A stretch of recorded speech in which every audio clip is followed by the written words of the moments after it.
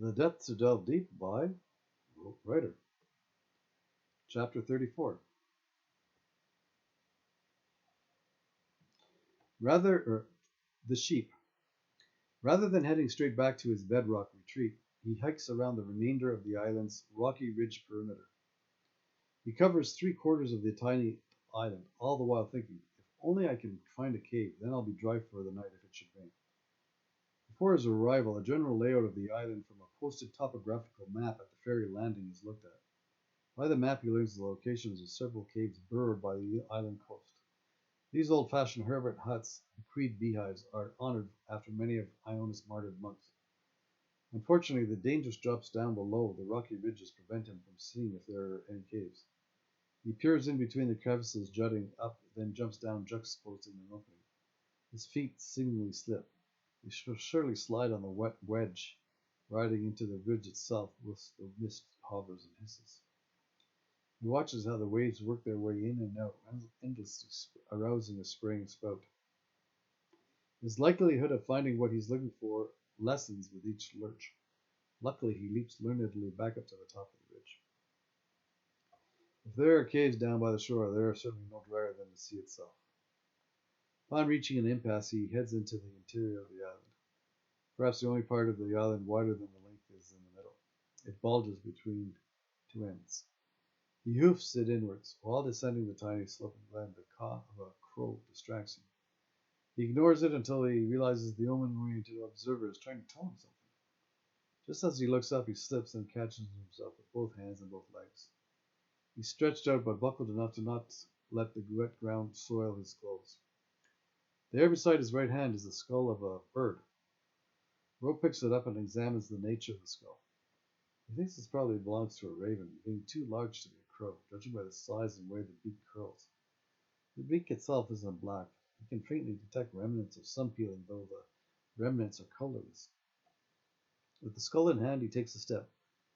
But the crow is still cawing and obviously has other sights in scope. A sheep is overturned with its legs straight up in the vale of the glen. The late sheep must have struggled to its death, unable to right itself up as it lies like an overturned beetle or turtle. Towards the heap of a sheep, he hears a shout from up on the ridge, far into the glen. Someone is frantically waving. An all-terrain vehicle veers through the glen hollow, heading towards the sheep. Rote and the driver of the vehicle arrive simultaneously at the scene. They stand there and look at the fallen creature like men watching a friend working on a car, with instead of a beer in hand, a bird skull. At first thought, Rote feels the sheep must have fallen from the steep incline leading up the ridge from that angle. The farmer reassures Rote the cause of the calamity. The sheep rolls over onto its back by its own accord. He'll convince him that it's a common occurrence. The farmer says, when the sheep like this shaggy one haven't been sheared for a while, well, in the winter months the wool's coat sometimes gets so large it becomes a death trap if the sheep should roll over. Good enough for Rote. The Iona Islander sets his sights on Rote's right hand. Surprised by the sudden interest, Rote shows him the bird skull, relaying by saying, maybe it's a raven skull. He hands it to the lord of the island, who, upon closer inspection, informs him. It's a puffin skull. A very strange find indeed.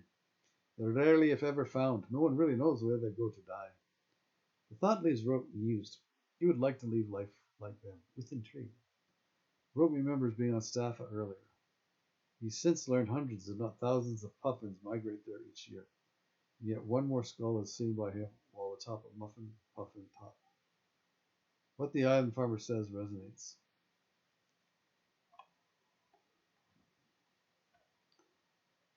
He notices how the fellow's brogue seemingly hasn't been broken in hundreds, if not thousands of years. And standing there beside him, Rote senses that Scott is a friend to the fairy and privy to the pixie that so many Scots are charmed for.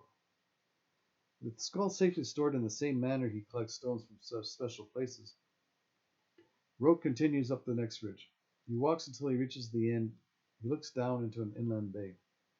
Tired and truncated by the great divide below, he heads back to his hostile domicile, thinking, depending upon the weather, I'll make my way past that bay to the other side and up the other ridge tomorrow.